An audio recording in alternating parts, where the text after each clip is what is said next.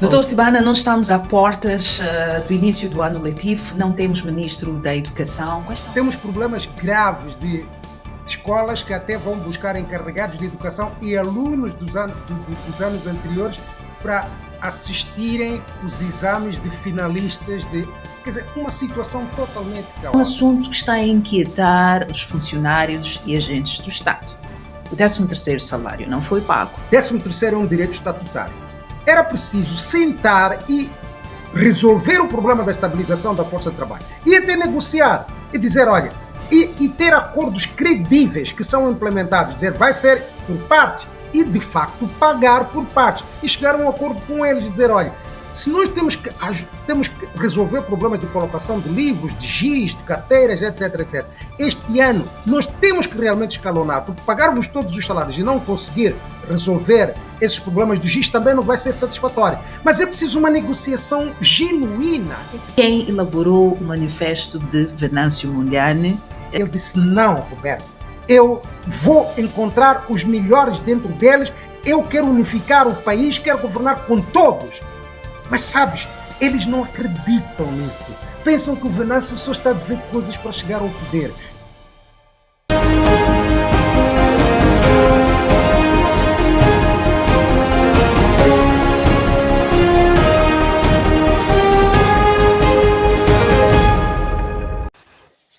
Olá a todos e muito bem-vindos ao Panorama Voices, o espaço onde vozes encontram sua liberdade. Eu tenho a honra de conversar hoje com uma figura muito distinta, um dos proeminentes economistas e analistas de políticas públicas, tem um PhD em Economia pela Universidade de Oxford. Tenho a honra de apresentar o Dr. Roberto Júlio Tibane ao nosso programa e dizer-lhe que conheço há bastante tempo e desde que o conheci nunca saí das suas notas, nunca saí das suas reflexões, porque são sempre uma aula.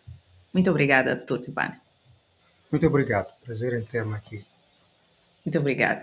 Bom, teve passagens por instituições muito prestigiadas. Estamos a falar do Banco Mundial, Fundo Monetário Internacional, o PNUD, né, Programa das Nações Unidas para o Desenvolvimento.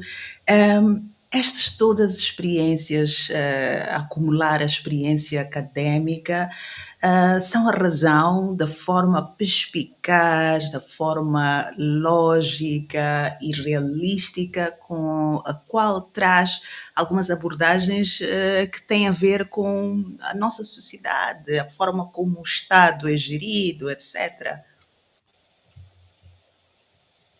Sim, ajudou imenso trabalhar com estas organizações. Vale a pena também cumprimentar os telespectadores, as pessoas que nos veem neste vídeo, mas eu estava a dizer que ajudou muito trabalhar com estas organizações. Olha, aqui com o Banco Mundial, de facto, não fui funcionário do Banco Mundial, mas trabalhei em duas iniciativas muito importantes para mim e para os países com os quais trabalhei nesse caso. Primeiro foi Moçambique, quando eu fui responsável pela modelação financeira, económico-financeira, do projeto de reabilitação do setor do algodão, logo depois, durante ainda, de facto, a guerra, mas já a caminho do fim da guerra, no ano de 91, eu ganhei um concurso do Banco Mundial para trabalhar nesse projeto baseado no Instituto do Algodão, ligado, portanto, a este setor. Foi uma experiência extremamente interessante, de trabalhar com bons técnicos dessa instituição e conhecer e trabalhar num setor muito importante da nossa economia e também ganhar uma experiência de interação muito interessante com o governo moçambicano. A outra experiência interessante com o Banco Mundial foi quando eu fui para a Libéria, porque eu fui para a Libéria como conselheiro da ministra das Finanças, na altura em que também terminou o conflito, portanto, na Libéria, e acabei ficando, de facto, conselheiro para o governo. Se és conselheiro do Ministro das Finanças, acabas ficando conselheiro do governo e, de facto, trabalhei muito estreitamente também com os funcionários dessa organização, mas principalmente com o governo da Libéria, por uma oportunidade dada por essa organização. E interagindo com altos funcionários internacionais das Nações Unidas, do próprio Fundo Monetário Internacional, de facto, a minha missão, apesar de eu ter sido contratado pelo Banco Mundial e a trabalhar diretamente e por dentro do governo da Libéria, a minha função principal era ajudar a implementar alguns dos programas do Fundo Monetário Internacional. Eles queriam ajudar a Libéria a sair de uma situação financeira e voltar aos mercados internacionais. E, portanto, foi uma experiência muito interessante. Depois trabalhei com o PNUD, né, o Programa das Nações Unidas, aqui na Suazilândia durante muito tempo, na Zâmbia e em outros projetos. Trabalhei com o Fundo Monetário Internacional, baseado nas Maurícias, com 14 países, e eu estava responsável pela área das finanças macrofiscais aqui na região, e estava responsável pela assistência técnica a esses países, 14 países da África, aqui, da África Austral, incluindo Moçambique, África do Sul, Angola, Zâmbia, Zimbábue, Lesoto, esses países todos.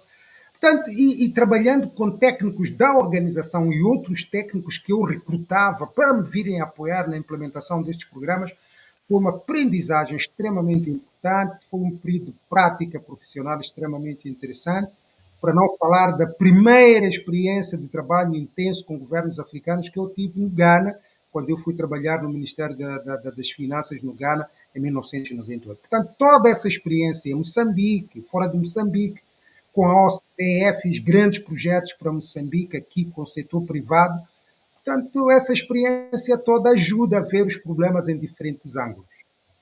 Pois, e é por esta razão que nós gostaríamos de ter o privilégio da sua análise. E as suas notas no Facebook, particularmente, chamam muita atenção pela forma metódica como consegue diagnosticar os problemas e não só identificar os problemas, mas também lançar soluções. E nós vamos falar de mais ou menos 4 temas. Posso dizer que são dos temas que são sonantes na nossa sociedade moçambicana. Um deles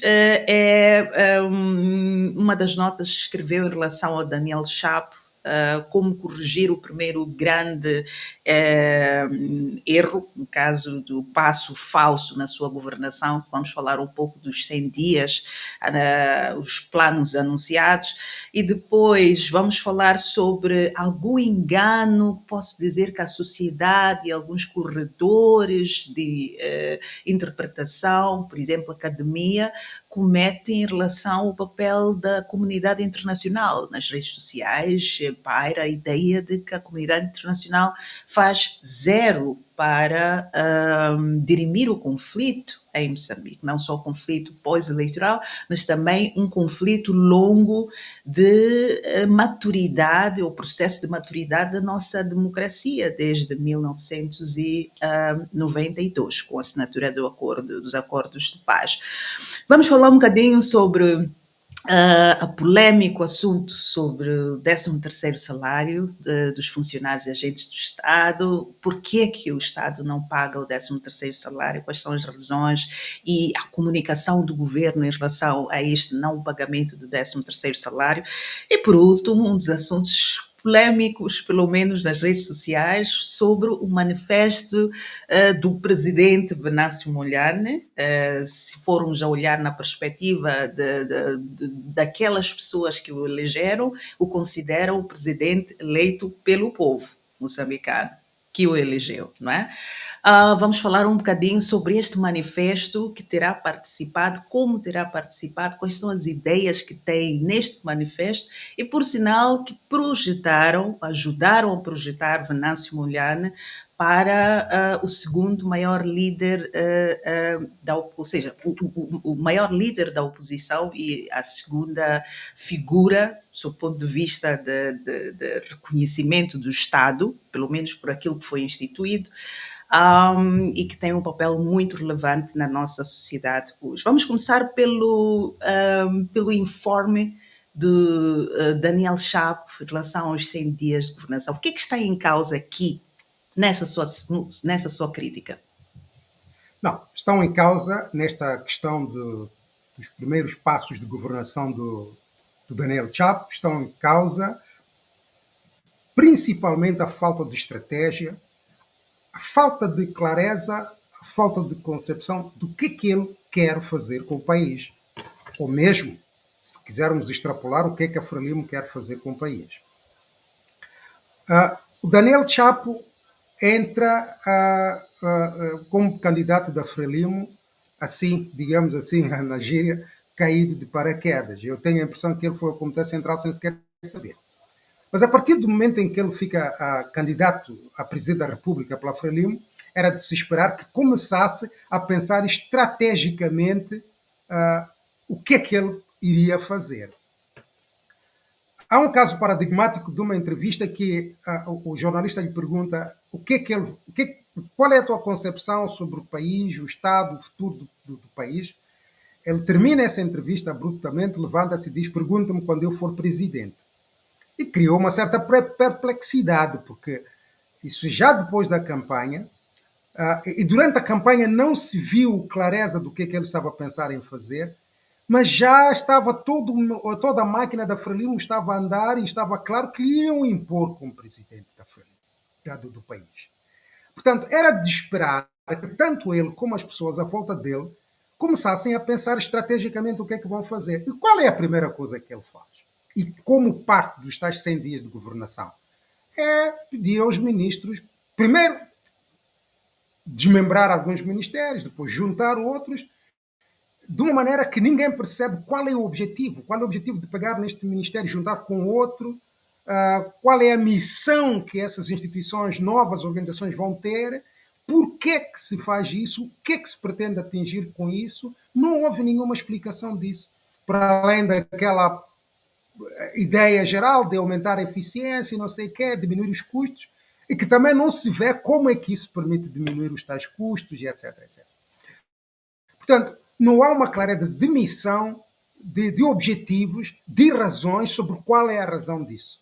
Mas o mais importante é que ele pede aos ministros que, durante os próximos 100 dias, uma das prioridades seja realmente essa reorganização. Ora, quem já fez uma reorganização de um ministério sequer sabe que isso não é uma coisa que se faz em 100 dias, não é? Há muita coisa implicada aí. É preciso definir missões, é preciso definir parâmetros de objetivos, de eficiência, é preciso rever a estrutura orgânica, é preciso movimentar quadros, e há muita coisa que está implicada aí. É preciso definir áreas de políticas sobre as quais essas instituições vão ocupar.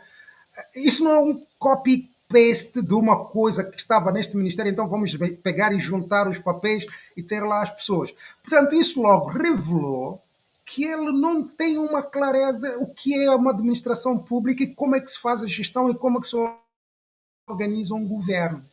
Doutor Sibana, não estamos a portas do início do ano letivo, não temos ministro da Educação. Quais são os riscos que esta situação pode trazer para a própria pasta ministerial e para os próprios alunos, não é? Sim, nós temos gravíssimos problemas na educação que conhecemos desde os anos anteriores. Temos problemas de colocação de livros a tempo. Temos problemas de conteúdos que têm que ser pensados e repensados. Temos o problema da massa laboral que está de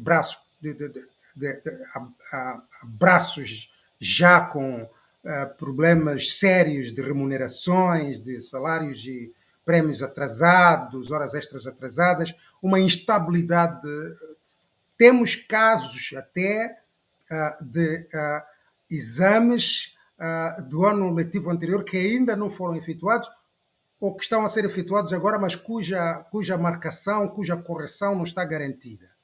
Temos problemas graves de escolas que até vão buscar encarregados de educação e alunos dos anos anteriores para assistirem os exames de finalistas. Quer dizer, uma situação totalmente caótica. Sem nos esquecermos, por exemplo, das horas extras que os professores estão a exigir desde o ano passado, que ainda não foram pagas, não é? Que é um assunto muito, muito grande, porque nós tivemos também a questão das manifestações que comprometeu dias de aulas, era necessário fazer um plano de Portanto, reestruturação temática das matérias e organização dos professores, para etc. Muito além desses trabalho para ser feito. problemas, digamos assim, de médio termo, que é repensar os currícula e os conteúdos e o treinamento dos docentes, isso tudo que são problemas já mais profundos que têm que ser bem pensados com o tempo, há estes problemas imediatos de estabilização das relações laborais,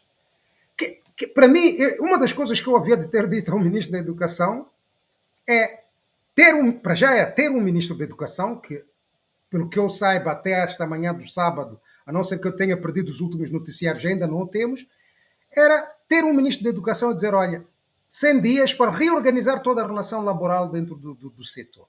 Colocar os livros a tempo, aqueles que existem, colocá-los a tempo. Estabilizar, digamos assim, o doente, que é para podermos começar já a pensar no futuro, porque esses professores são os mesmos que vão pensar nestes problemas de fundo. Quem faz o repensar dos currícula, dos conteúdos e tudo isso, são os professores, não é alguém de fora. Portanto, se tu não estabilizas esse mecanismo todo, essas relações todas, e isso é uma função do Ministro da Educação.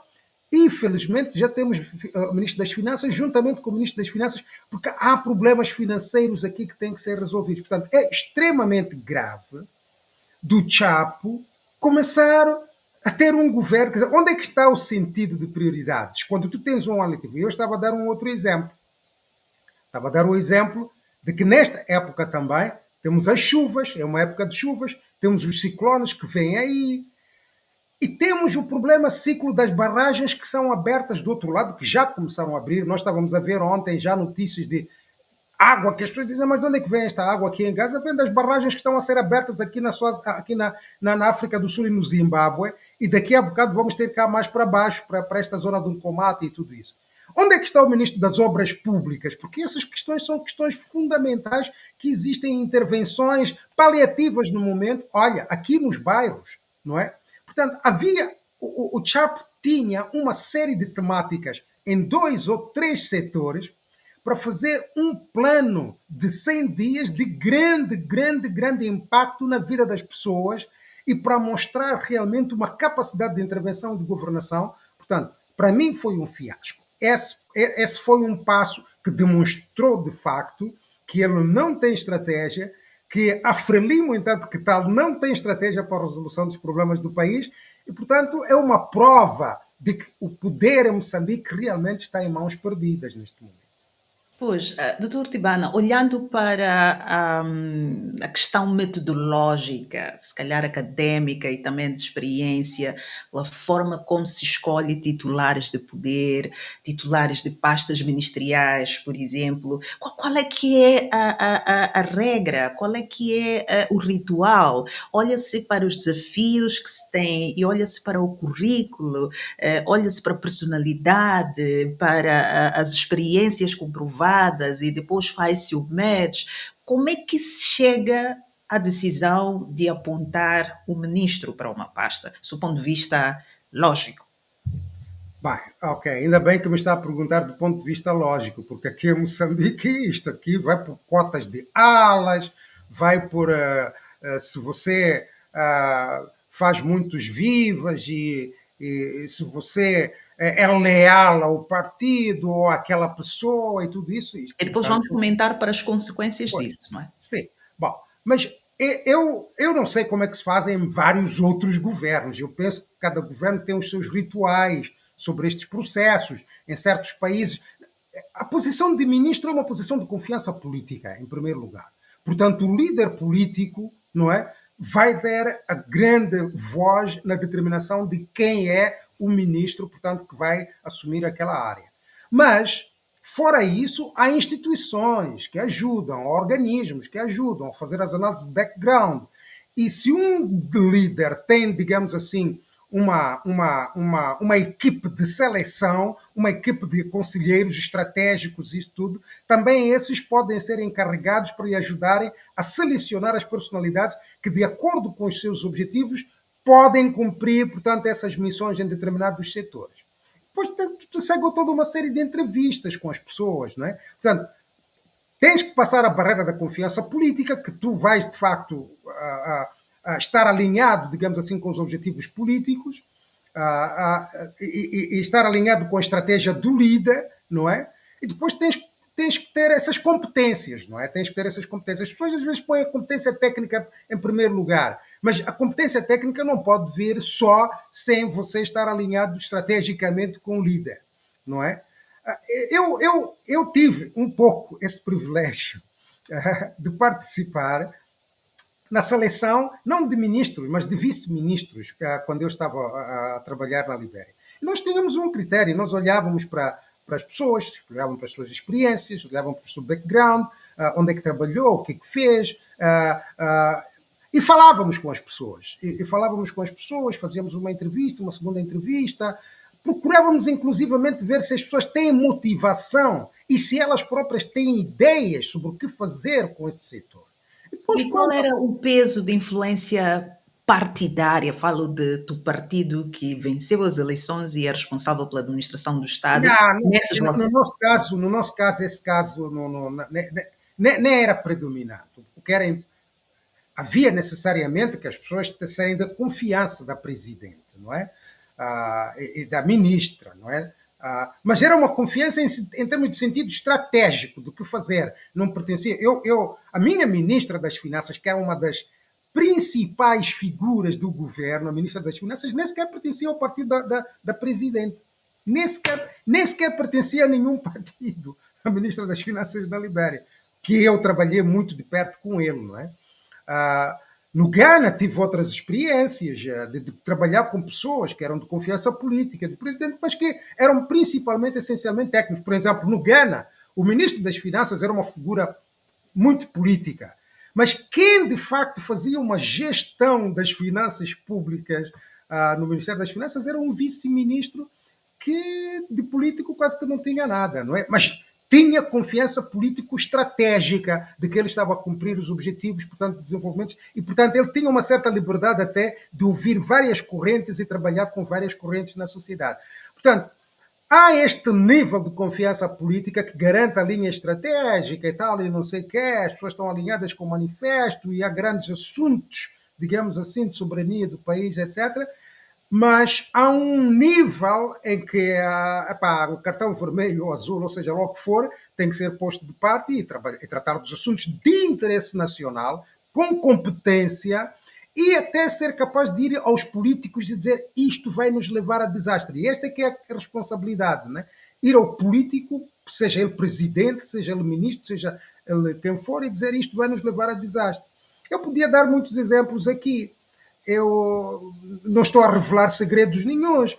Houve momentos em que a ministra das Finanças, por exemplo, porque eu participava no Conselho de Ministros, eu participei em todos os Conselhos de Ministros na Libéria desde o momento que eu estivesse lá.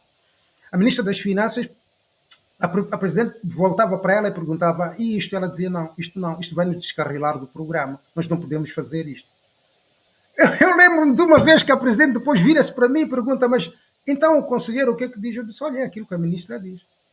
O presidente levantou-se, bateu com a mesa, saiu, disse: Isso não pode ser, vocês são os lacaios do Fundo Monetário Internacional. Foi, ficou 5 minutos lá fora, voltou e disse: Pronto, vamos continuar com a sessão do Conselho de Ministros. Continuou, tomaram-se as decisões, depois ela chamou-nos e disse: Olha, desculpem-me lá, vocês tinham razão, de facto nós não podemos fazer isso.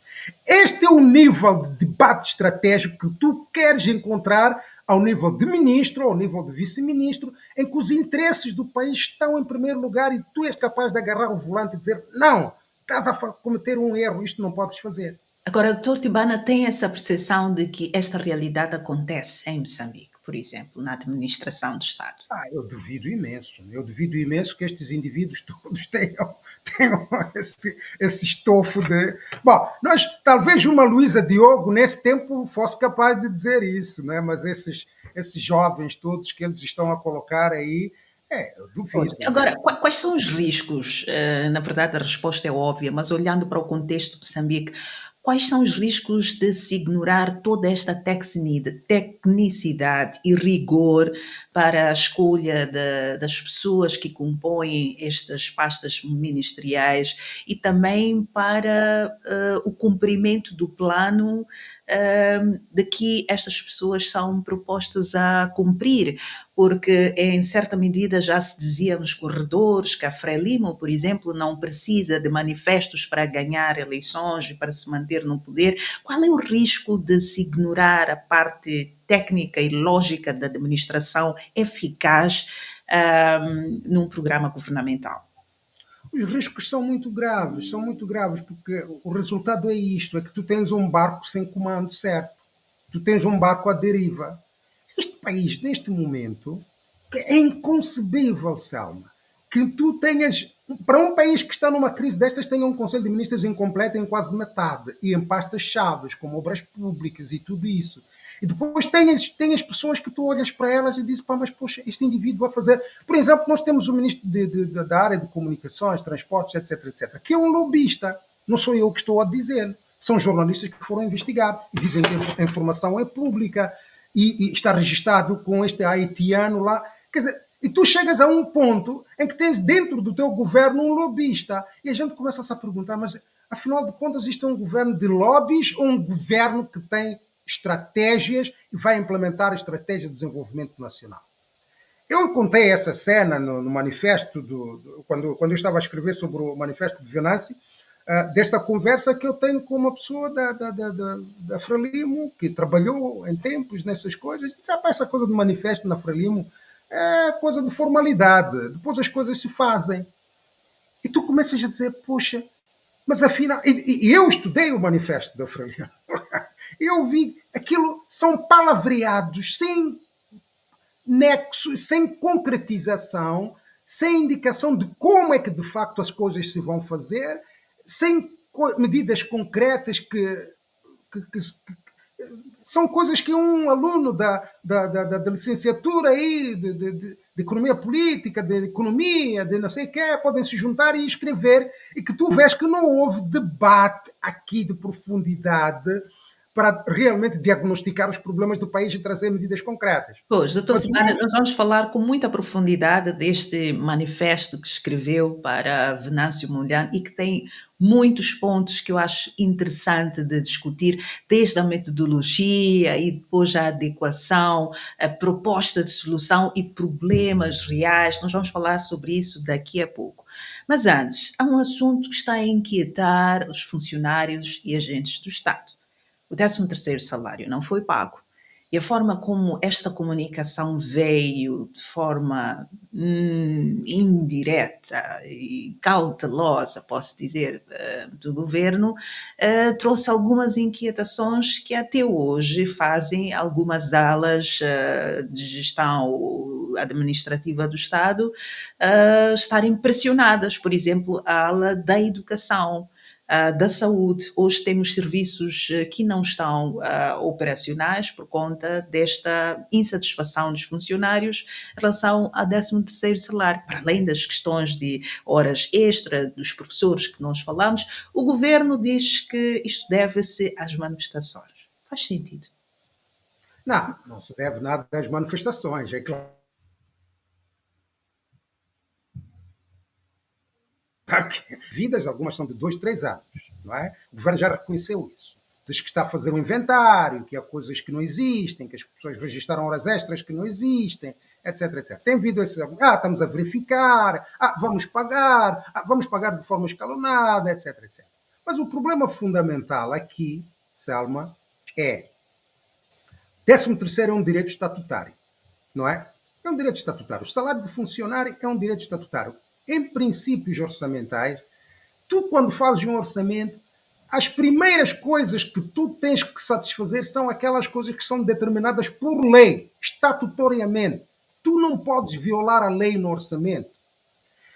Agora, se o governo chega a um ponto em que olha para os números reais e diz, nós não vamos poder fazer isto, o governo tem que encontrar uma maneira ordeira de se sentar com a massa laboral e os representantes da massa laboral, porque é um problema de lei e de direito, e negociar com eles e chegar a acordo. Não é negociar, dizer, se nós não chegarmos a acordo, então nós vamos fazer aquilo que nós queremos. Não. a obrigação do governo é negociar até chegar a um acordo, porque se não chega a um acordo e vai fazer como quer, então vai violar a lei. E o governo não pode violar a lei. O É, governo, ele não pode... houve nenhuma discussão no Parlamento para este orçamento retificativo, não é? Em princípio, deveria ter havido essa discussão, não? Eu que saiba, não há orçamento. Eu ouço dizer que houve um orçamento que foi apresentado e que não foi debatido na Assembleia. Era natural que não fosse debatido. Podia ter sido debatido. Eu ainda tenho que ver as normas orçamentais e ver se eles não podiam ter aprovado um orçamento que depois podia merecer um retificativo deste governo, porque o ponto fundamental é que o orçamento de 2025 já deve estar alinhado com o plano quinquenal. Portanto, deve começar a implementar as medidas novas deste governo, não é? Eu tenho a certeza que neste momento eles estão a funcionar com duodécimos. Estamos em janeiro, portanto, janeiro vai ser pago. Se eles cumprirem normas básicas, é com duodécimos. Portanto, aquilo que se tinha no ano passado é mais ou menos aquilo que se pode implementar este ano para este mês, não é? Aquilo que se tinha no orçamento do ano passado. Portanto, é assim que o duodécimo funciona. Pegas no orçamento do ano passado e dizes, olha, vou implementar tal e qual como estava, porque não tenho um orçamento. Mas o problema fundamental é, mais uma vez, um problema de pensamento estratégico, porque estas questões de instabilidade laboral acabam tendo um impacto nos serviços que são prestados, porque as pessoas estão insatisfeitas. E veja só que a insatisfação desta massa laboral não é somente em relação aos salários. É verdade que o 13º, as horas extras e tudo isso são problemas fundamentais, porque são problemas de subsistência dos enfermeiros, dos médicos, etc, etc. E dos professores. Mas também essas classes profissionais queixam-se das condições de trabalho, do material, etc, etc. Portanto, era preciso sentar e resolver o problema da estabilização da força de trabalho. E até negociar. E dizer, olha, e ter acordos credíveis que são implementados. Dizer, vai ser por parte e, de facto, pagar por partes. E chegar a um acordo com eles e dizer, olha, se nós temos que resolver problemas de colocação de livros, de giz, de carteiras, etc, etc. Este ano nós temos que realmente escalonar, porque pagar-vos todos os salários e não conseguir resolver esses problemas do giz também não vai ser satisfatório. Mas é preciso uma negociação genuína, em que tudo é posto na mesa e não coisas de impor. Nós já vimos a maneira como, desde o ano passado, que nós estamos a ver a maneira como os ministros e vice-ministros, mesmo o antigo vice-ministro da administração estatal, que agora é ministro, a uma certa altura, a maneira como ele se dirigia aos funcionários públicos, e nós vimos isso na televisão, era extremamente vergonhosa, como quem diz, o que é que vocês estão a dizer? Nós vamos fazer isto, não sei o que, etc, etc. Portanto, há um problema aqui de visão, de falta de visão estratégica, não só da ciência da administração pública, porque há um problema de ciência aqui da administração pública, mas também, e para mim, fundamentalmente, um problema político e de falta de estratégia, de como tratar problemas sérios num país. As pessoas tratam disso como a gente pode impor, mas não vais impor até para sempre, porque depois vais ter má educação, má saúde e as pessoas vão se levantar nas ruas. Depois a questão da comunicação, doutor Tibana, às vezes é um pouco preocupante. Quando nós temos, por exemplo, boa parte do orçamento do Estado é dedicado ao pagamento de salários, que é uma das grandes críticas, por exemplo, Pois, da esse é que é um família, dos etc. E problemas, quando Selma. esse bolo não é pago, não é encaminhado e é comunicado de forma bem cosmética, acha que esse tipo de atitude resolve problemas quando nós temos uma insatisfação gigante dos funcionários e agentes de Estado que estão a garantir serviços essenciais básicos para a população? Olha, a Selma tocou, no início da sua questão, tocou num problema fundamental, que é o problema da estrutura do orçamento, que é dominada muito fortemente por essas despesas correntes e, sobretudo, pelas despesas de pessoal. Portanto, há um problema fundamental aqui. Portanto, para mim, até esse aqui é um dos grandes problemas. O problema não é só o governo dizer, não temos dinheiro suficiente e tal, não sei o quê. Não, não, não. O problema é que o governo tem que ter a coragem de rever a estrutura da sua despesa e o que é que comanda essa estrutura da despesa. Eu vou lhe dar um exemplo. Por exemplo, o Chapo ainda mantém os secretários de Estado. Diz que vamos mudar as funções, vamos devolver algumas dos poderes que estavam para o secretário de Estado, vamos devolver para o governador. Portanto, ele com isso está a resolver um problema cosmético, que é o problema das relações entre o governador e o secretário de Estado. Mas não está a resolver o problema fundamental, político, de porque é que ele tem que ter um secretário de Estado lá. Dois, o outro, que é um problema financeiro e de peso no orçamento. Porque enquanto existir o secretário de Estado, há de existir o seu salário, o seu carro, o carro do seu ADC, o carro da secretária, as luzes e o papel e não sei o que é do secretário de Estado, que até, por sinal, vai ter menos funções do que estava a ter. Por que não abolir isso tudo? Por que não dizer, não há secretário de Estado, nós não temos dinheiro para pagar? Este país, durante 20, 30 anos, 40 anos, funcionou sem secretário de Estado na província. E até teve governadores bons que fizeram um bom trabalho lá no terreno. Acha que ao tirar esta figura de secretário de Estado e também a cortar as despesas de salários na função pública, reduzir o número de pessoas desnecessárias, isto pode trazer alguns danos a nível do partido? Bom, aí é que está, não é? Porque o secretário de Estado cumpre uma função praticamente. A gente sabe quando é que tiraram o secretário de Estado. Inventaram essa figura porque, bom, não tinham a certeza. E imagina lá que ganham um da Renamo naquela província, como é que nós, Frelimo, vamos controlar aquilo? Veja lá que o secretário de Estado não é um eleito, é um indigitado pelo Presidente da República. Portanto, são os olheiros da Frelimo lá no lugar, não é? Para fazer essa vigilância e contrapeso ao governador da província. Portanto, mas não precisava, do ponto de vista do funcionamento do Estado, um Estado que não tem tantos recursos assim, não precisava de ter essa figura. Não precisava. Então, neste momento, uma das coisas que ele podia fazer era dizer, ok, nós vamos acabar com isso e vamos canalizar esses recursos para outros. Agora as pessoas podem perguntar, será que o que ele vai poupar disso vai resolver todos os problemas dos outros setores, mesmo dentro da administração pública? Claro que não. Não vai resolver, mas vai minimizar e vai mostrar um sentido de utilização racional dos recursos. Portanto, aquela coisa de secretário de Estado é jobs para os rapazes, emprego para os rapazes, olheiros da Frelimo, mas pronto, era preciso tomar uma decisão séria nessa área, como em várias outras áreas, na área das empresas públicas. Houve aí um senhor da IGEP que disse vamos rever a estrutura de governação das empresas públicas, por exemplo. Quantos diretores não executivos é que tens aí nas empresas públicas a ganharem balúrdios? Quantos é que tens? As mordomias todas que os diretores, mesmo os executivos das empresas públicas têm, não é? Quer dizer, o secretário-geral da Frelimo agora é um executivo da hidrelétrica de Cabora-Bassa. Sabes quanto é que ganha isso? Quantas carteiras escolares é que podia criar? Olha, nessas províncias onde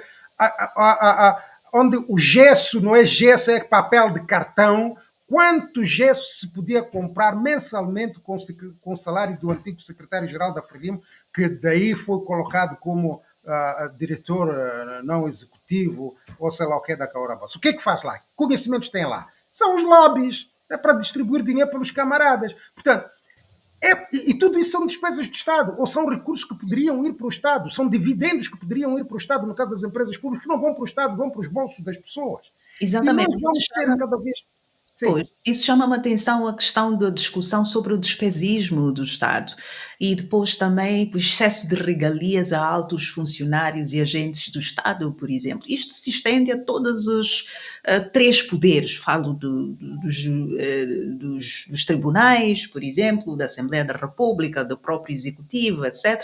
Já fala-se, por exemplo, da questão dos deputados. Por que é que a necessidade de dar um subsídio de desintegração, né? Não sei como é que é isto chamado tecnicamente, Reintegração.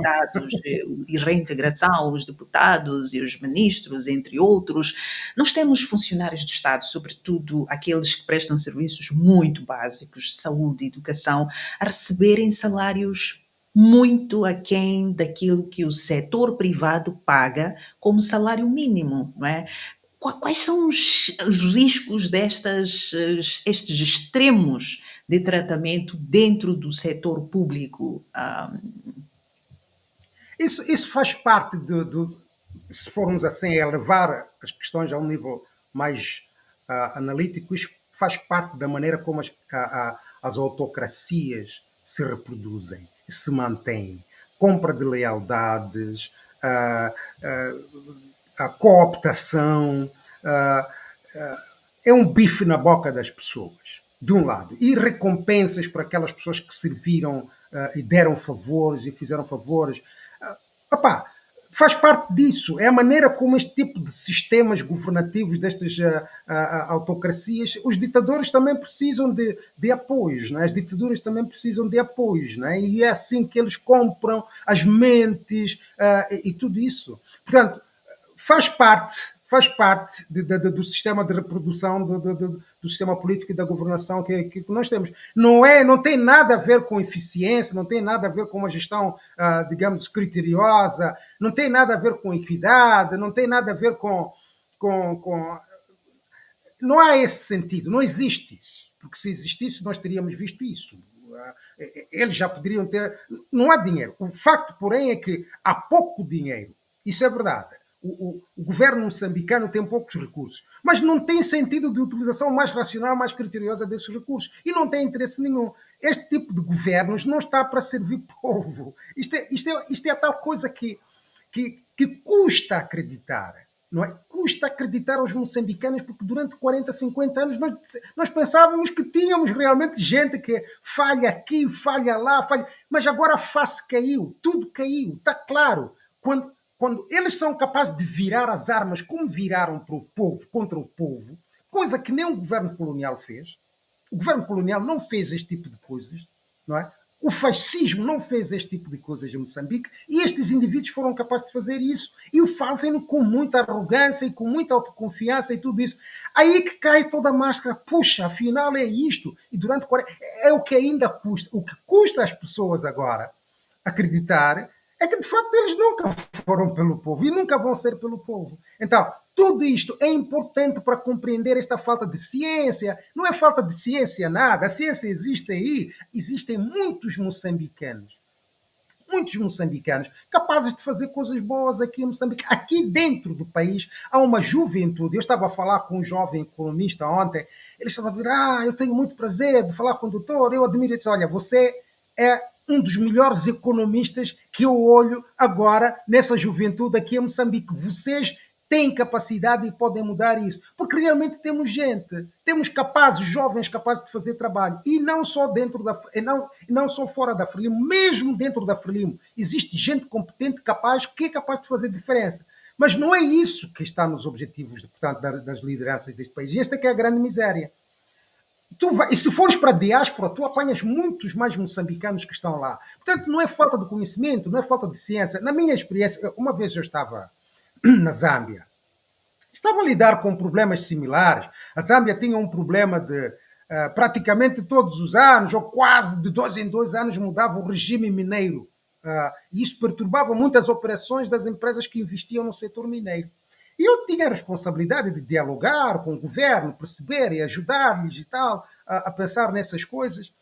E eu falava sempre com o secretário permanente lá, que tem uma posição muito importante na governação dentro do Ministério de Planeamento, Desenvolvimento e Finanças. Eu ia até com ele, e ele uma vez pega em mim, vira assim para atrás da secretária dele, tinha uma parede que não era uma parede, era um armário lá dentro. E ele abre o armário e mostra-me uma série de estudos, compêndios e projetos.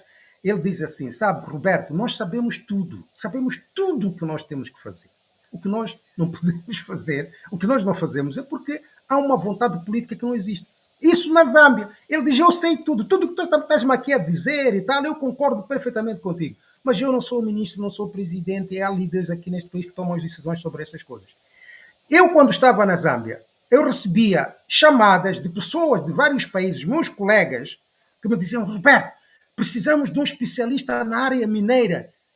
Os zambianos são bons, mandem-nos lá, veja lá se nos apanhas aí um zambiano para virmos aqui dar aconselhamento, ajudar o governo aqui deste país, porque eu trabalhava nas Nações Unidas e fazia parte de uma rede de economistas das Nações Unidas em vários países africanos. Os meus colegas pediam zambianos para irem dar conselhos a outros países nas outras partes da Zâmbia. de África. Porque os zambianos são conhecidos por serem bons conhecedores do que se pode fazer e se deve fazer na área minéria, mas não se fazia naquele país. Quando eu estava no Zimbábue, vocês sabem que os zimbabueanos têm uns, pelo menos nessa altura, 10 anos atrás, quando eu andei a trabalhar com o Zimbábue, eles tinham os melhores estatísticos em África. Estatísticos da economia, da agricultura, não sei o quê.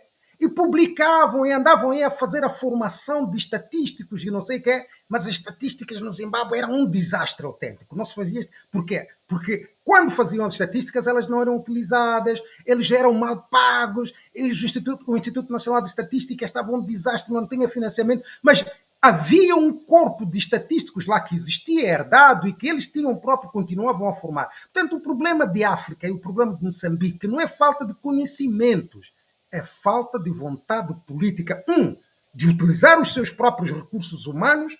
2, de fazer a coisa certa com esses recursos humanos ao bem do povo. Não há dúvidas, e é por isso que nós temos conflitos, que temos uma população que está carente de respostas e soluções para os seus problemas, os problemas básicos de sempre. E quando esta população quer ver mudanças, estas mudanças parecem estar a ser adiadas, não é? E temos conflitos, de tempos em tempos, os conflitos são mais agudizados, como são nos períodos eleitorais. E durante estes períodos, as pessoas, no geral, reclamam sobre a não atuação ou atuação suficiente da comunidade internacional. Teria escrito há alguns dias sobre isso, Dr. Tibana. Será que estamos a errar no julgamento em relação à comunidade internacional? Bem, há 2 dimensões do problema aqui. Primeira dimensão, existe uma arquitetura diplomática internacional, uma arquitetura de organizações, normas que podem tomar conta efetivamente do tipo de situações que nós temos em Moçambique neste momento. Na minha opinião, não. A arquitetura internacional de gestão de conflitos, de harmonização, o direito internacional e a sua implementação não está em condições de tomar conta de situações como a Moçambique. Eu não sou especialista em direito internacional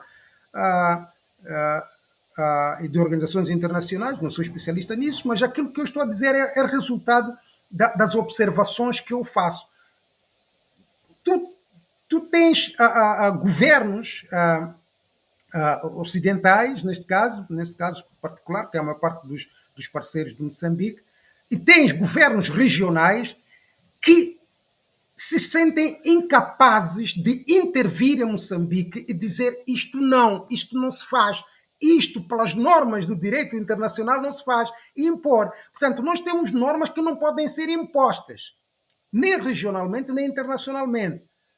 Até que haja um desastre muito grande, um genocídio, mesmo no genocídio de Ruanda, uma das queixas dos ruandeses é que a comunidade internacional ficou a assobiar por um lado enquanto aquilo estava a acontecer. Portanto, há uma arquitetura de normas que não tem um mecanismo de implementação efetiva. Em termos de impor, isto não se faz. Da mesma maneira que tens dentro de um país um governo. Não é, eu diria assim, em termos simplificados, não existe um governo internacional que pode impor, em que os Estados se submetem e ele pode impor sanções aqui, mas as sanções muitas vezes até dependem da vontade e até do interesse estratégico. Interessa-me impor sanções àquele regime ou não? Vai afetar os meus interesses estratégicos no relacionamento? Vai fazer com que aquele regime, aquele governo se vire para os outros?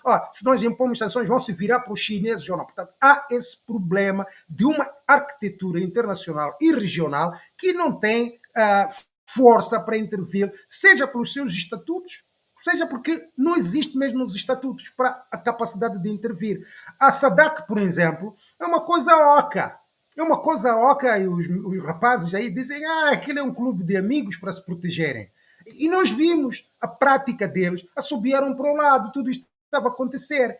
E se tu vais analisar os documentos da SADC sobre o direito regional, a maneira de organizar as eleições, vais encontrar muitas lacunas que de facto não lhes permitem. Moçambique não pode ser sancionado neste momento. A SADC não tem capacidade de sancionar Moçambique por qualquer coisa que seja das violações grosseiras que fez. E depois também há os interesses económicos, há os interesses políticos, há as alianças que existem. Quanto às grandes potências e ao Ocidente, o problema fundamental é os recursos que Moçambique tem.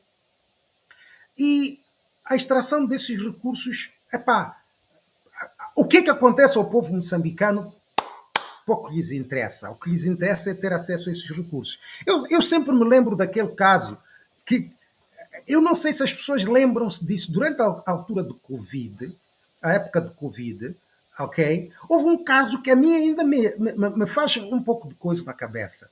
Havia um avião que estava a transportar material, acho que era da China, para a Alemanha ou coisa assim, não é? E acho que chega num aeroporto intermédio em Singapura ou coisa assim que vá, e os americanos tinham lá o avião que também estava procurando. A América tinha um déficit de material de Covid, de equipamentos, e foram lá dizer esse material vai para os Estados Unidos da América, não vai para a Alemanha. E saiu isso na notícia, que houve um material que ia para a Alemanha, foi desviado para a América, porque a América também já tinha colocado lá uma encomenda, e aquela encomenda devia ir para os Estados Unidos da América. Eu disse, isso é diplomacia de canhoneira, quer dizer, se um país é capaz de pegar e dizer isto não vai para o teu país, vai para lá. Agora, imagina Moçambique, não é?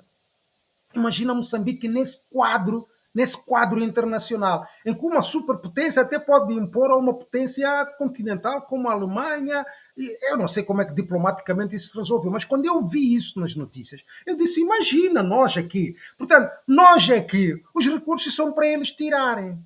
Há uma teoria até que diz o facto de tu estares em cima desses recursos que têm valor universal não significa que tu decides como usas esses valores sozinho. O mundo todo, porque esses recursos são muito importantes para o mundo, tem direito a dizer como é que esses recursos se usam. Portanto, se vocês abrem a boca, a gente chega lá e tira. Agora, eles não vêm com canhões, não vêm com navios a bombar ali e depois virem tirar com os seus tratores e tudo isso, mas tem este tipo de regimes, não é? Que lhes facilitam isso, tirar ao desbarato, sem se preocuparem de nada com aquilo que... É aí que eu tive a tal minha experiência que eu digo nesse posto, que foi quando me foi tirada a virgindade. Quando um embaixador me diz claramente, olha, Roberto, esquece, solidariedade já foi. Nós não vamos estar aqui a lidar com esses vossos problemas de fez batota nas eleições, não sei o quê. Esse é o vosso problema, vocês têm que resolver esse problema.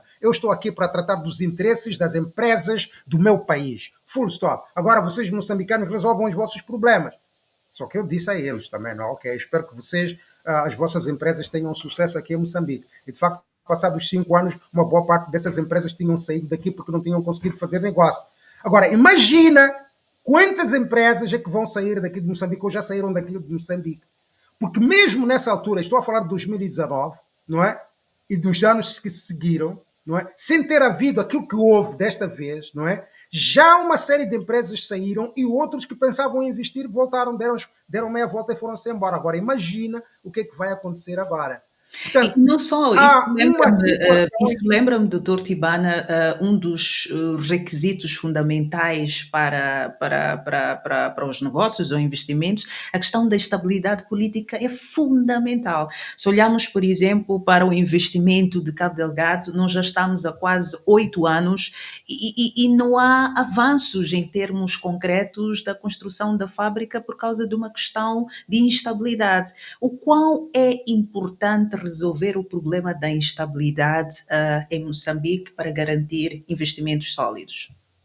É extremamente importante. E eu penso que é uma miopia do lado da comunidade internacional pensar que podem tirar vantagens de um regime desta natureza. Porque a estabilidade política, eu espero que tenham tirado lições, mais lições, porque já estiveram das outras partes do mundo, já estiveram em Moçambique no passado, e espero que estes episódios lhes tenham dado as lições de que realmente o investimento maior que tem que fazer em Moçambique para viabilizar outros investimentos é ajudar Moçambique a atingir uma estabilidade política e encorajar o governo e até tomar medidas contundentes para encorajar, porque encorajar não é só ir dar palmadinhas nas costas, né? Vocês são bons rapazes, porque se não fazem tem que ter sanções, não é? Mas é a tal história, existe uma arquitetura internacional capaz de fazer isso. Dois, existe interesse individual de cada um desses países que se relacionam com Moçambique para fazer isso. Enquanto eles pensarem que podem ter um regime aqui que vai bater os moçambicanos, vão baixar a cabeça e eles vão continuar a extrair os recursos, isso não. Só no momento em que realmente se tornar impossível eles continuarem a extrair esses recursos dessa maneira, é que eles provavelmente vão pensar e vão começar a agir de acordo. Mas a estabilidade política interessa não só a eles, devia interessar a nós próprios moçambicanos, devia interessar ao nosso governo, ele próprio. Eu costumo dizer que o tipo de ditadura, nós temos ditadura, bom, isto não, entre aspas, não é? Eu até costumo dizer, estes são ditadores extremamente incompetentes, porque uma ditadura, digamos assim, competente, entre aspas, até cria condições para ela poder existir, coexistir com outros interesses dentro do país. Epá, a Singapura foi desenvolvida ao nível onde está por um governo mais ou menos ditatorial. Lee Kuan Yew não foi necessariamente um democrata. A Coreia transformou-se na potência que é agora, com ditadores lá. Olha, Ruanda, não é? Não é necessariamente um grande exemplo de democracia. Mas Ruanda, se você vai lá, os cidadãos, naquela situação, a limpeza, a eficiência, até o exército, nós vamos buscar lá forças do exército para nos virem ajudar. Há E um no mínimo fundo de... é tudo isso, doutor Tibana, no fundo é tudo isso que os moçambicanos querem. Em boa verdade, nem querem saber quem é que está a governar, como está a governar, o que querem saber é se tem água potável, se tem habitação, se tem energia elétrica, se tem vias de acesso, se tem emprego, se tem comida, doutor Tibana, Há um comida. mínimo de Nós não competência. Sim. conseguimos colocar comida na mesa de boa parte das famílias moçambicanas. Os índices de pobreza aumentaram de forma galopante nas últimas décadas, sobretudo na última década. Será que isto não mexe com os nossos dirigentes de que nós estamos a construir uma bomba relógio que pode também implodir a eles próprios? Não há esta consciência. Nós estamos a falar de nossos dirigentes, Selma. Sabes, nós temos que começar a. O que são os nossos dirigentes? Quem são os nossos dirigentes? Nós já paramos mesmo para analisar? Bem mesmo. Que tipo de cultura é que tem? Epá, sabe, eu não quero dizer aqui coisas, não é? Mas quer dizer, se tu vais olhar para algum perfil de alguns daqueles que nós chamamos até altos dirigentes, alguns deles até quase que foram tirados, até parece que foram tirados de um bar para ir ficar num palácio. É extremamente grave. Quer dizer, o que motiva? Qual é a ciência? Qual é a ciência? Qual é o pensamento estratégico? Qual é o nível de cultura? Qual é o nível de pensamento que essa pessoa teve uma vivência de cultivar, que lhe dá valores e lhe dá um ideal na vida? Porque mesmo esses ditadores de que estamos a falar, Singapura, não sei o que é, fizeram aquelas ditaduras, mas com um ideal de construir. Dizer, aqui na Singapura, nós, apesar de pequeno, não ter nada, eu quero fazer alguma coisa. Vais para o Catar, eu quero fazer alguma coisa. Vais para a Coreia, eu quero fazer alguma coisa. Vais para a China, eu quero fazer alguma coisa. E fizeram isso não totalmente com democracia. Eu não estou, porque a democracia é um valor que facilita fazer certas coisas. Não é? Alguns dizem que dificulta, mas na realidade facilita, cria vontade, cria cooperação, energia, dá mais energias às pessoas para trabalhar e menos destruição e menos resistências. Todos estamos a caminhar na mesma direção.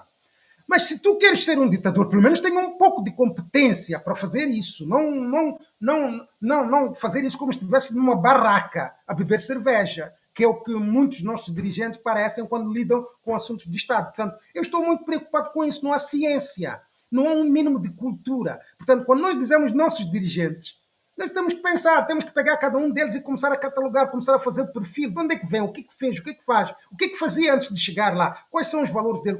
E muitas vezes vamos encontrar que são pessoas deboladas. São pessoas boladas, uma boa parte deles são pessoas boladas. Quer dizer, eu não quero dizer mal dos jovens que agora estão a ascender nos ministérios, nos bancos, não sei o quê, que são realmente uma nova juventude, que são simplesmente perdidos e se sentem muito desorientados e traídos e frustrados de terem que trabalhar neste tipo de sistema. Mas se falamos da velha guarda e da geração que se seguiu a essa velha guarda nas direções dos destinos deste país, é uma miséria. É uma miséria, não tem sentido estratégico, nem cultura de Estado, nem cultura de viver em sociedade, vivem emboladas, vivem nos bares, e isso é muito mau. Desculpa-me lá ter que dizer isso, Selma, mas eu não acredito em valores de muita boa parte daquilo que. Há negócios privados que têm que fazer andar, e etc, etc. Há boladas que têm que fazer, mas sentido estratégico de construir uma nação e tratar este povo como um povo digno, poucos, muito poucos. Pois, aqui não tem de pedir desculpas, é um espaço totalmente aberto e liberal para que nós possamos expressar as nossas opiniões. E uma das opiniões que eu gostava que expressasse, se calhar era mais do que opinião, mas é partilha dessa experiência, é da elaboração do manifesto do Venâncio Mondlane. Se vocês tinham essa dúvida, quem elaborou o manifesto de Venâncio Mondlane, vocês estão diante da pessoa que o fez. Há muitas dúvidas em relação a isso, porque é que este manifesto veio a mudar o paradigma da dinâmica da política em Moçambique. O que é que tem lá dentro? Como é que foi construído e quais foram as influências que este manifesto foi buscar em Moçambique, fora de Moçambique, e porquê é que foi buscar estas influências? Bem, para começar, eu gosto sempre de sublinhar isto, que não fiz o manifesto do Venâncio, escrevi o manifesto do Venâncio, mas o manifesto de facto foi feito por um conjunto de pessoas. É evidente, tive uma grande responsabilidade numa boa parte da pesquisa, na idealização de uma série de coisas, e etc, etc. Foi um papel de coordenação que não se pode dizer que não. Eu gostava de ser modesto, mas também desempenhei esse papel. Mas é muito importante dizer que realmente, ao fazermos esse manifesto e ao tomar a direção de coordenação e estratégia de como elaborar um manifesto, desempenhei esse papel e desempenhei com muito orgulho e com muita honra também, porque eu insisti, não tanto para ser coordenador do manifesto, isto é extremamente interessante e eu expliquei lá, mas a minha insistência era dê-me a oportunidade de contribuir com as minhas ideias para o seu manifesto. Mande-me o que tiver, mande-me o rapaz que tiver para eu falar com ele, para eu dar as minhas contribuições. Era isto em que eu chateava o Venâncio sempre que eu falava com ele. E ele um dia acordou e deu-me aquela responsabilidade. O que é que nós fizemos? O que é que realmente fez com que aquele manifesto fosse aquilo que foi? Porque acabou realmente apanhando o pulso da população, o pulso do povo. Sentamos e debatemos. Primeiro com a equipa central, tive algumas sessões, várias sessões de brainstorming em que as pessoas diziam as coisas que pensavam, eu ia tomando notas, ia organizando aquilo, ia dando sentido, ia reestruturando aquilo, ia dando sugestões e arrumava aquilo. Depois tivemos encontros com uma equipa mais larga em todo o país, encontros virtuais, 2 ou 3 encontros virtuais, brainstorming para começar, em que as pessoas diziam, falavam, davam sugestões, e eu ia tomando notas, ia fazendo perguntas, e ia escrevendo e dando uma estrutura àquela coisa. Depois chegou a fase de eu lhes devolver esses produtos e ter, portanto, o feedback deles e o comentário deles. E foi assim um processo iterativo de debate entre eu, alguns dos meus colaboradores e o Venâncio e os colaboradores dele no processo de produzir ideias. O Venâncio veio com muitas ideias e depois havia pessoas que mandavam coisas para o Venâncio e ele mandava para nós, eu sentava-me, lia aquilo e começava. Há pessoas que eu imagino que neste momento estão a ler o manifesto e diziam ali eu estou, ali eu estou. A todos os níveis. Bom, e depois chegou uma altura, depois de termos o documento, digamos assim, de base, não é, com todas as ideias básicas, eu li aquilo e dizia, não, isto ainda não está como eu gostava. Eu pegava em manifestos de partidos, em Portugal, em Moçambique, em outros países, por onde eu passei, eu lia, via os modelos, via a perspectiva e tal. Eu dizia, não, isto aqui ainda falta aqui, isto aqui ainda falta aqui. Então, tanto em termos de conteúdo como em termos de forma. E eu cooptei uma série de pessoas que não estão citadas no manifesto, porque não fizemos essas citações, não vamos fazer, não era o caso. Mas eu falei com várias pessoas que escreveram para mim, eu disse, olha, eu quero ideias nesta área, as pessoas sentaram, até académicos, eu falei com eles, empresários, eu falei com eles, e disse, eu quero ideias, e as pessoas me foram dando ideias, eu fui escrevendo aquilo, ia testando com o Venâncio, ia testando com os colaboradores dele. Quando nós tivemos o documento, eu disse, não, isto ainda não está como eu queria.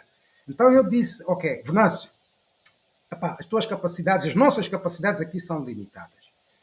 Eu era o único economista naquele grupo, imagina, não é? Era o único economista naquele grupo.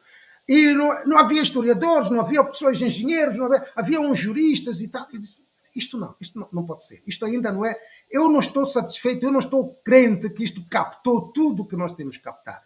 Vamos lá sair com este manifesto. Vais tornar esta versão que tens agora, vais torná-la um documento de consulta. E não, as pessoas disseram, não pode, porque as pessoas vão copiar e tal, não sei o que. Então houve um que disse, não, se copiarem, vai estar claro que copiaram. Porque nós vamos publicar e vamos dizer que é um documento de consulta. Quem copiar vai mostrar que não tem ideias. Portanto, não é problema. Vamos divulgar isso. E o próprio Venâncio disse, então vamos copiar, vamos divulgar e vamos dizer que isto é um documento de consulta. Eu disse mais. Isso vai ser uma mostra do tipo de governação que tu vais fazer. Tu vais fazer uma governação por consulta, vais falar com todas as áreas, vais falar com todos os níveis da sociedade. E isto é uma demonstração clara de como tu queres, vais lá, já tens algumas ideias, porque também não podes ir às pessoas dizer, não tenho ideia, digam-me o que querem que eu faça. Não, tu tens uma ideia e vais perguntar às pessoas, vale ou não vale? E o que é que mais posso fazer? Então lançamos aquele documento em PowerPoint, com slides, não um documento escrito, mas o documento em slides, lançamos cerca de 60 slides, e houve uma grande discussão. E lançamos um processo de consultas. Na base daquele documento, fomos marcando reuniões com organizações da sociedade civil, com empresários, e falei com pessoas, não imaginas, nós não podemos citar, até de grandes grupos económicos em Moçambique, falámos e deram-nos ideias que você não imagina. Porque há muita gente que está interessada na construção desse país. E deram-nos ideias, olha, analisem isto, discutam isto, discutam isto. Se ele for capaz de implementar isto vai desbloquear isto, vai desbloquear aquilo. Isto é o sentido estratégico. Então, eu fui aglutinando aquilo tudo, juntamente com as minhas pesquisas, e tive um colaborador, o Edgar Barroso, extremamente versátil. Ele estava num trabalho de doutoramento lá, mas ele dava-se tempo. Nós não tínhamos horário. Depois temos fusos diferentes. Quando ele está a dormir lá, eu estou acordado aqui, não sei o que é. Eu, quando vou dormir, estou a mandar uma coisa, ele está a trabalhar, estou a acordar, ele está a dormir. Quer dizer, foi uma coisa épica. Mas épica dentro da minha equipe, que acabou se reduzindo a essas duas pessoas, quando finalmente também tive o Edgar Barroso para trabalhar com ele. Porque a maior parte do grupo, de facto, de jovens lá do Venâncio já estavam muito ocupados com a questão da recolha das assinaturas, com a questão de preparar a campanha, porque aquilo ali era como trabalhar numa tenda, aquilo ali era... Eu parei de ir para lá, para aquela sede, porque era uma coisa tão minúscula, e aquilo estava sempre um zumbido de pessoas que entra, sai, discute aquilo. Quer dizer, então, aquilo foi uma coisa extraordinária, em termos, sobretudo, de termos sido capazes de, com uma equipa muito pequena, sair e ouvir pessoas e fazer coisas que depois têm ressonância. E a grande ressonância, o grande impacto daquele manifesto não é a tecnicidade que está lá e tudo isso, é o facto de ter captado, de facto, aquilo que são os anseios e os problemas estratégicos identificados por pessoas de rua, ao nível médio, ao nível mais alto, a todos os níveis nós falamos com pessoas, em quase todos os setores. Empresários. Portanto, o impacto daquela e o valor, e é por isso que não há comparável. As pessoas escrevem, não sou eu que eu digo, as pessoas dizem, não há comparável. Tanto no processo, que é um processo inédito, não é? De dizer, eu tenho um pré-manifesto, eu agora quero contribuições, não de dentro do partido, de dentro dos militantes ou do grupo que lhe segue, mas fora desse grupo, é uma coisa inédita, não é? Não Pois, existe aqui. e não há dúvidas, e é um processo bastante democrático e bastante inclusivo a todos os níveis a que refere, que eu fico a me perguntar, e depois, este manifesto vai ser jogado ao lixo? Por que é que nós, como moçambicanos, não temos a capacidade, mais do que pegar extratos do manifesto para um discurso, não digo que aconteceu, não digo que aconteceu, é o que paira nas redes sociais, mais do que pegar o extrato, será que não seria mais viável sentar com as pessoas que produziram o manifesto e tentar integrar ideias inovadoras e ideias que vêm dos moçambicanos para inovar a governação? Por que é tão difícil nós nos unirmos como moçambicanos, doutor Tibani, e pegar estas ideias boas que está mais do que provável que funcionam e têm a chancela de boa parte da população que nós vemos? O que é tão difícil nós incluirmos estas ideias e que são inovadoras e que podem ajudar a levar Moçambique para frente? Olha, Selma, isto é a grande, grande pergunta de US$ 1 milhão, como se costuma dizer. Mas eu vou te dizer uma coisa. O problema daquele manifesto, perdão, aquele manifesto não só reflete aquilo que é o povo aí, aquele manifesto reflete o desejo de muita gente até dentro da Frelimo. Eu não falei com muita gente dentro da Frelimo, mas falei com algumas pessoas, sobretudo na área empresarial. Eu falei com alguns empresários, alguns se negaram de uma maneira vergonhosa, não é? Mas eu falei com pessoas de todos os cantos, da Renamo, da Frelimo, do MDM, tudo. Para mim era uma questão de encontrar ideias válidas. E, portanto, o que me espanta é porque que depois disso tudo, e depois das pessoas reconhecerem isso, de facto, não tenham sido capazes de se sentar e dizer vamos encontrar pontos de convergência. Uma das coisas que... Há aquele post que eu fiz a explicar, aquele esforço que eu fiz de tentar, digamos assim, trazer um diálogo entre o Venâncio e a Frelimo, que falhou porque a Frelimo não quis. E uma das coisas que eu, naquela altura, discuti com o Venâncio, e uma das minhas propostas para as duas partes, e que o Venâncio aceitou, era: vamos tomar o ponto de partida das negociações, vamos tomar os manifestos dos vários partidos, da Frelimo, da Renamo, do MDM, etc, etc. Vamos analisar esses manifestos. E vamos ver quais são os pontos de convergência nas diferentes áreas estratégicas de desenvolvimento do país. Quais são as áreas de... Todos querem a revisão constitucional, todos querem a mudança de regras, todos querem não sei o quê. Alguns afirmam isso de uma maneira genérica, outros até, como no caso do manifesto do Venâncio, há propostas muito concretas sobre como fazer as coisas em cada uma dessas áreas. Outros querem isto, querem aquilo. Então, vamos pegar nesses manifestos, vamos encontrar áreas de convergência e, a partir daí, definir um documento que vai ser um documento de orientação de desenvolvimento do país no médio prazo, para os próximos 5 anos, por exemplo. E que também pode conter diretivas para um trabalho de elaboração de uma estratégia de desenvolvimento de longo prazo, que se pode fazer também já durante o quinquênio. Mas, pelo menos para começar com o quinquênio, começar com esse documento, que é uma convergência dos manifestos deste período. Ok?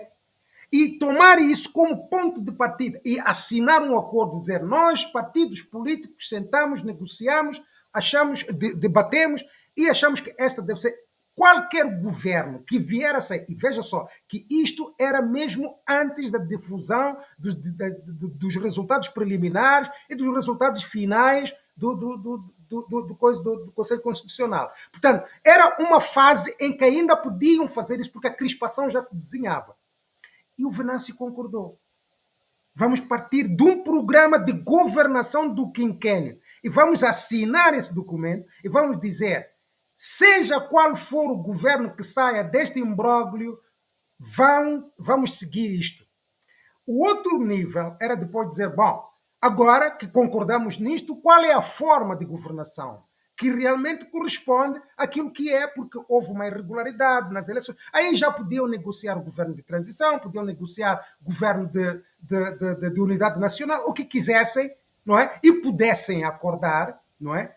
Mas o ponto de partida era uma convergência de objetivos estratégicos no quinquênio e de quais são as reformas que devem ser feitas e as medidas concretas em cada uma das áreas, para depois isso ser refletido no plano quinquenal e depois ser refletido nos orçamentos anuais. E a partir daí ser uma plataforma de monitoria de todos. Portanto, negaram isso, porque negaram essa negociação, negaram, digamos assim, esse diálogo. A Frelimo negou esse diálogo.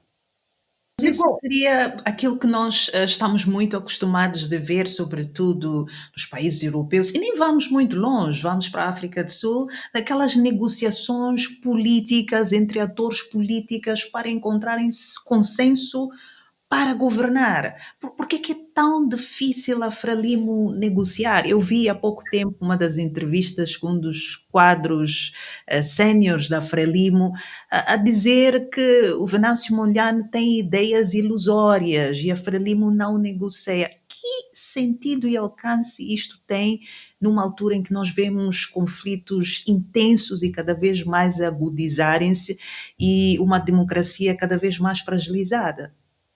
Mas se o Venâncio tem ideias ilusórias, impensáveis, não sei o quê, então sentem-se na mesa com ele e demonstrem e digam, epá, ok, isto é ilusório, isto é irrealizável. De acordo com os dados que nós temos dentro do governo e tudo isso, a informação é esta. Ponham a informação na mesa. A realidade é esta. Você sozinho mesmo, se nós tivéssemos o poder, não havia de conseguir fazer. Ponham na mesa, discutam. Não é vir para a Câmara dizer, é ilusório. Não, sentem-se com ele e mostrem o quão ilusório, o quão impensável é aquilo. E ele vai perceber onde é impensável e onde é ilusório. E ele também vai justificar e explicar porque que ele acha que, que não é impensável, que não é ilusório.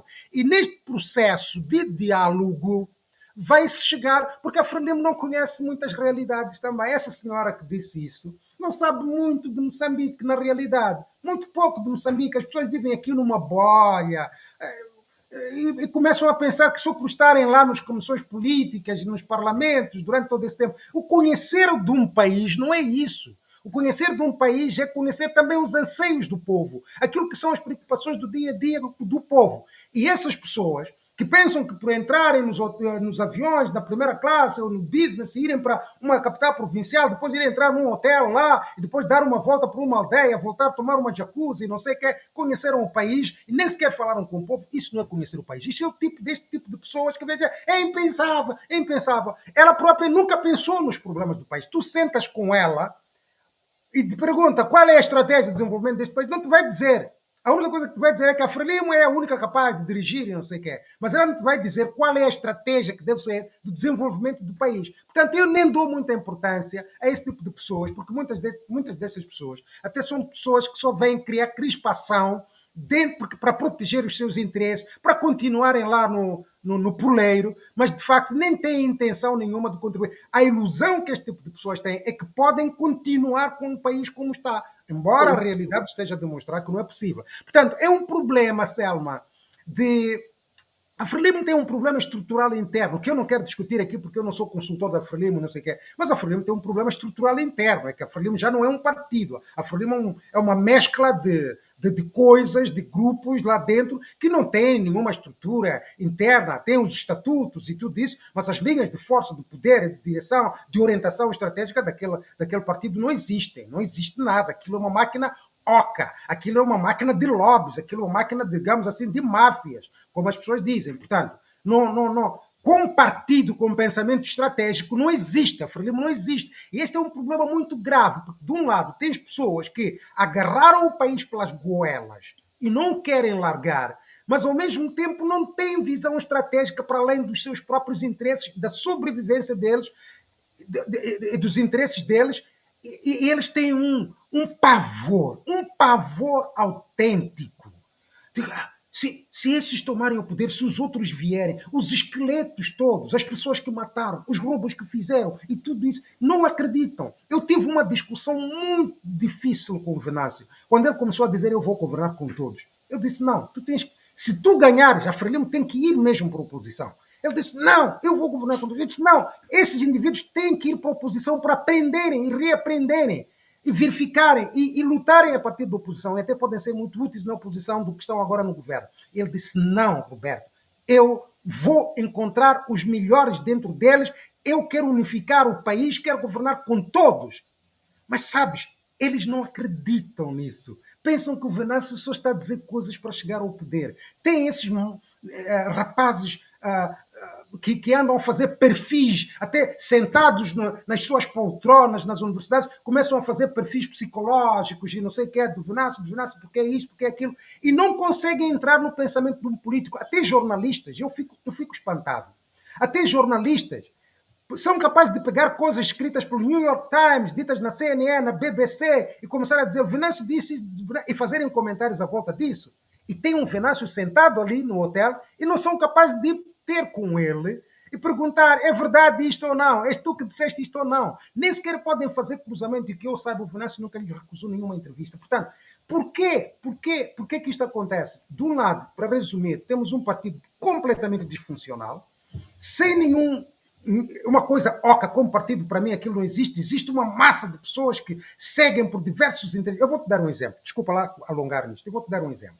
Quando eu estava a fazer o manifesto de Venâncio, eu liguei para um empresário na Beira e eu disse, eu gostava de falar contigo sobre isto. Não, eu não quero falar contigo. Eu sempre fui claro. Eu sempre disse, eu quero falar contigo porque eu estou a elaborar um orçamento, o manifesto do Venâncio, e estou a recolher ideias e tal. É um grande empresário ligado a Frelimo e tal. Não, eu não quero falar sobre isto, eu não quero falar sobre isto. Tu não me voltas a ligar mais sobre estas coisas, eu não falo contigo sobre isso. Depois, umas semanas depois, eu fui ver este mesmo empresário sentado num desses encontros da Frelimo, não é? Fardado, bem fardado, com aquelas coisas da Frelimo, tá? A vociferar, porque vocês têm que fazer isto, têm que fazer estas reformas, têm que fazer aquilo, não sei o quê, e saiu na televisão. Eu olhei para aquele indivíduo e disse, poxa, mas este indivíduo está a aparecer aqui, está a vociferar, mas eu pedi para ele falar comigo, ele disse que não queria falar destas coisas. Qual era o problema de falar comigo dessas coisas? Quer dizer, o nível de raciocínio, mesmo de pessoas dentro da Frelimo, é este. É a Frelimo, só a Frelimo. Mesmo quando a Mas Frelimo... isso, doutor Silvana, não nos levanta aquela questão da segurança e que a disciplina partidária não permite as pessoas pularem a cerca da circunscrição do partido, e depois também a questão das represálias. Será que considera estes fatores quando comunica às pessoas? Mas as pessoas até nem eram obrigadas a falar em público. Nós não citamos ninguém, nós só recolhemos ideias. Olha, o problema é que o empresariado moçambicano tem este problema. Né? Ele vai ter que aprender, eles vão ter que aprender, porque eles vão apanhar muitas destas pancadas. Muitas destas pancadas. Eles vão ter que aprender. Uma coisa é fazer negócio e outra coisa é fazer política. Okay? É verdade que os empresários sempre acabam se alinhando com este ou aquele partido. Os grandes empresários pagam as faturas dos partidos e não sei o quê. Mas eu posso dar casos de exemplos de onde os empresários, por exemplo, no Ghana, os partidos políticos no Ghana não brincam com o setor empresarial, nem pensar, né? Porque eles chamaram a todos os partidos e disseram, sabe uma coisa, nós vamos pagar as faturas de alguns de vocês aqui, mas nós só vamos pagar as vossas faturas se vocês fizerem a coisa certa. Se vocês não fizerem a coisa certa, da próxima vez o meu cheque vai para outro sítio. Claro, não tem meias medidas. E o resultado é que no Ghana, aquela alternância política, aquela transparência que tu vês ali, não é vontade dos políticos só. É que os políticos sabem que se eles não fizerem as coisas certas, porque aquela gente no Ghana já investiu. Ali é a riqueza que as pessoas dizem, vocês não têm o direito de fazer coisas para destruir a nossa riqueza, porque nós não vamos admitir isso. Nós é que pagamos os impostos, nós é que vos damos as contribuições para as vossas campanhas e tudo isso. Portanto, vocês vão ter que dirigir o país com ciência para a sociedade poder florescer e se desenvolver. Chamaram a atenção e fizeram isso. Portanto, o nosso problema do nosso empresariado é que é um empresariado que vive de favores do partido. Eles pensam que vão fazer os negócios se estiverem por baixo do partido. Olha, eu vou-te dar um outro exemplo. Um dos dirigentes da nossa Confederação das Associações Econômicas aqui, há muito tempo, eu chamei Estávamos numa conferência aí, e ele vem ter comigo, poxa, Tibana, pá, esses gajos, pá, a gente sempre pá, fala, pá, assina esses matrizes, não sei o quê, mas eles nunca cumprem nada, eles nunca cumprem nada, pá. Todos os anos estamos a assinar as mesmas matrizes. Eu disse, façam uma coisa, façam o seguinte, chamem o governo e digam, ok, nós não vamos deixar de pagar impostos, nós vamos pagar impostos, mas nós vamos fazer uma coisa, nós vamos criar uma conta e vamos obrigar todas as empresas vão depositar as suas obrigações financeiras lá, fiscais lá. E nós, todos os trimestres, vamos fazer avaliação com o governo do cumprimento das diretrizes que nós concordamos nas matrizes. E nós, à medida que nós vamos ficando satisfeitos junto com o governo, não é? Vamos ter um sistema de pontuação, à medida que nós vamos ficando satisfeitos disso, nós vamos libertando para o Tesouro aquela coisa. Vamos criar uma conta, o vosso ministro, que faz a ligação entre o setor privado e o governo, vai ter uma assinatura e nós vamos também ter uma assinatura. Quando chegar a altura, nós vamos pôr a nossa assinatura e entregar o cheque a ele pode pôr a assinatura e entregar ao Tesouro, o Tesouro vai lá buscar o dinheiro. A ver se durante um ano eles não veem a disciplina de fazer as coisas que eles acordam fazer e não vos deixam dançar. Isso é idealista, não sei o quê. Mas há países onde os empresários simplesmente decidem que não pagam impostos. Estes aqui podem decidir não pagar impostos. Porque a gente sabe que eles têm duas contabilidades. Há aquela contabilidade que fica lá para o inspetor que vier ver, mas há aquela outra contabilidade que lhe permite não pagar aquela fatura de impostos que ele podia pagar. Muitos deles fazem isso e podem fazer isso. Quer dizer, há uma maneira de incentivar o governo, se não houve, se não é capaz de cumprir. Tem que se encontrar uma maneira de fazer um jogo com ele. Estes empresários não. Uma parte desses empresários pensam, não, a Frelimo, e pensam que a Frelimo é a solução de tudo em Moçambique. Não conseguem ver. Eles não sabem que o que manda é a política, as estratégias de desenvolvimento. O que vai fazer florescer o negócio dele é a estabilidade política, é a estabilidade econômica, social. E pensam que tem. Mas vão aprendendo. Vão aprendendo. Pois, Dr. Tibane, foi uma honra muito grande ter estado aqui consigo a conversar sobre várias matérias profundamente e ficaram até alguns pontos aqui nos quais era-nos um prazer maior ter de debruçar sobre eles, mas o tempo nos é escasso. Eu penso que não haverá a falta de oportunidades para conversarmos.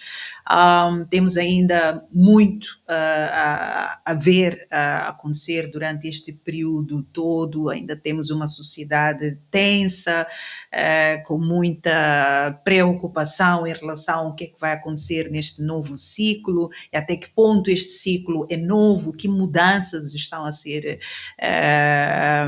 projetadas para mudar o cenário que nós vimos nos últimos mandatos, sobretudo o que diz respeito às questões sociais e questões também ligadas à macroeconomia, etc.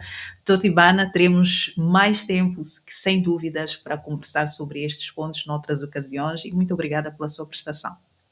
Muito obrigado, Selma, por me ter aqui no seu espaço. Eu desejo muitos sucessos neste trabalho de informar e trazer pessoas e outras pessoas que podem contribuir para este debate, que eu penso que, é para o bem do país, não é? Nós só fazemos isto para o bem da nação. Ouçam se quiserem, ok? E se não quiserem ouvir, olha, vamos aprendendo. Obrigado. É sempre um prazer, é sempre um prazer. E a você que nos acompanhou e nos escutou com muita atenção até aqui, agradeço a sua audiência. É muito bem-vindo para deixar os seus comentários, seja aberto, como fomos aqui durante a conversa, para deixar críticas também, sugestões, entre outros pontos que julgar necessário. Muito obrigada pela sua atenção e até um próximo programa com um novo tema, com pessoas muito interessantes. Até lá. Tchau, tchau.